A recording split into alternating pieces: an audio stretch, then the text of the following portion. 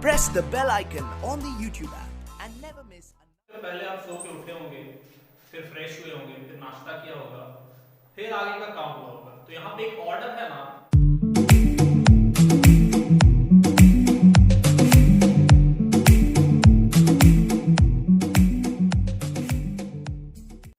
Hi students, in this video we are going to learn about some important terms of history.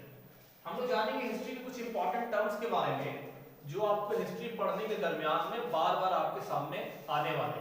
तो आइए सबसे पहले हम लोगों को उन चीजों का, उन टर्म्स का मतलब हम लोग समझ लेते हैं ताकि आगे हिस्ट्री पढ़ने में किसी भी तरह की परेशानी का सामना ना करना पड़े। एक टर्म आएगा बीसी।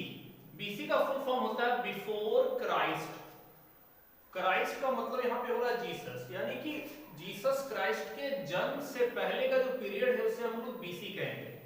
अगर ऐसा डेट लिखा हो 500 बीसी तो इसका मतलब ये हो रहा है कि जीसस क्राइस्ट के 500 साल पहले, उनके जन्म के 500 साल पहले कोई घटना हुई है, तो उसके लिए जो डेट आएगा वो 500 बीसी आएगा। नेक्स्ट है एडी। एडी का फुल फॉर्म होता है एनो डोमिनाई। एनो डोमिनाई जो है एक फ्रेंच वर्ड है और इस वर्ड का मतलब होता है in the year of Lord, यानी कि जीसस क्राइस्ट के जन्म का जो डेट होता है उसको हम लोग एडी से कहते हैं। तो एडी को डिनोट तब करेंगे उस डेट के लिए जो जीसस क्राइस्ट के जन्म के बाद अगर कोई घटना हुई है उसको डेट में लिखने के लिए हम लोग एडी का यूज करेंगे। जैसे भारत को आजादी मिली थी 1947 एडी, तो इसका मतलब ये हुआ कि अगर आपसे कोई पूछे कि इंडिया की आजादी जीसस क्राइस्ट के बर्थ के कितने साल बाद मिली, तो उसका आंसर क्या होगा 1947 इयर्स। एडी का मतलब होता है जीसस क्राइस्ट के जन्म के बाद वाला पीरियड। फिर एक होता है बीसीई, बिफोर कॉमन ईरा। ये वही टर्म है जो बीसी है, यानी बीसी का ये साइनोनिम है, या तो बीसी यूज करें या बीसीई यूज करें। किताब में आपको दोनों में से कोई एक देखने को मिलेगा। और एडी और सी ये दोनों भी एकदम सेम है। सी का फुल फॉर्म होगा कॉमन ईरा। फिर आपको हिस्ट्री में ये टर्म बार बार देखने को मिलेगा डिकेड। डिकेड का मतलब होता है 10 साल, या जिसको हम लोग दशक भी कहते हैं हिंदी में। सेंचुरी, सेंचुरी तो आप बहुत आसानी से जानते हो, सहवाग सेंचुरी बनाता है रोहित शर्मा। सेंचुरी मतलब शतक। 100 ईयर्स, यहाँ पे 100 रन्स नहीं बल्कि 100 ईयर्स हो रहे हैं। और टर्म्स को हम लोग समझते हैं जो आपकी किताब में भी दिए हुए। सबसे पहला है क्रोनोलॉजिकल। ये क्रोनोलॉजिकल का मतलब हुआ कि वैसा ऑर्डर, वैसा पैटर्न जिसमें कोई घटना हुई है। फॉर एग्जांपल के तौर पे पहले स्लीप आप उठे हैं, वेकिंग अप हुए हैं, उसके बाद आप फ्रेश अप हुए, उसके बाद आप ब्रेकफास्ट लिए, तो ये एक तरह से ऑर्डर है। तो हिस्ट्री में हम लोग बात करते हैं कि पहले कौन सी चीज हुई, उसके बाद कौन सी चीज, उसके बाद कौन सी चीज हुई, और आपस में एक दूसरे को जोड़ते हैं। इसे ही कहते हैं क्रोनोलॉजिकल।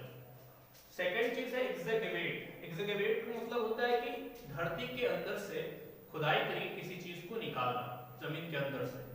कोई पता चला है कि कहीं पे कुछ ऐसी चीजें हैं जो अंदर पाई जा रही है, कोई वस्तु हो सकता है, कोई चीज भी हो सकता है, कोई बिल्डिंग, कोई इमारत भी हो सकता है, तो इस प्रोसेस को एग्जेगेवेट कहते हैं। अब आगे का टॉपिक है आर्कियोलॉजिस्ट। आर्कियोलॉजिस्ट कहते हैं उसको जो आर्कियोलॉजी में एक्सपर्ट हो, जिसको क्वेंस, इंस्क्रिप्शन, इन सारी चीजों पे बहुत जबरदस्त पकड़ हो, वो इनके बारे में पढ़ सकता है और इनको देख के, इन पे रिसर्च करके इंफॉर्मेशन बहुत ज्यादा बता सकता है लोगों को कि इससे क्या हमें पता चल रहा है। फिर है वेरीफाई। वेरीफाई का मतलब होता है कि पूरी तरह से जांच पड़ताल करके सच्चाई का पता लगाना, इसे ही कहते हैं हम लोग वेरीफाई करना। फिर अगली बात है फॉसिल। फॉसिल का मतलब होता है कि एनिमल्स हो या फिर प्लांट्स हो, उसकी कुछ प्रिजर्व चीज, कुछ बची हुई चीज, जैसे एग्जांपल के तौर पे हड्डियां है, कंकाल है, खोपड़ी है, इसको हम लोग फॉसिल कहते हैं। स्क्रिप्ट। स्क्रिप्ट कहते हैं कि एक सेट ऑफ लेटर हो, यानी लेटर मतलब आप जैसे ABCD आप लिखते हैं तो ABCD ये सारा लेटर होता है। तो इन लेटर का सेट जिसमें कोई लैंग्वेज को लिखा जाता है।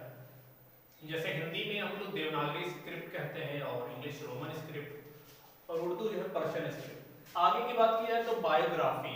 बायोग्राफी का मतलब हुआ कि जब आप बायो का ग्राफ बनाते हैं उसको कहते हैं बायोग्राफी।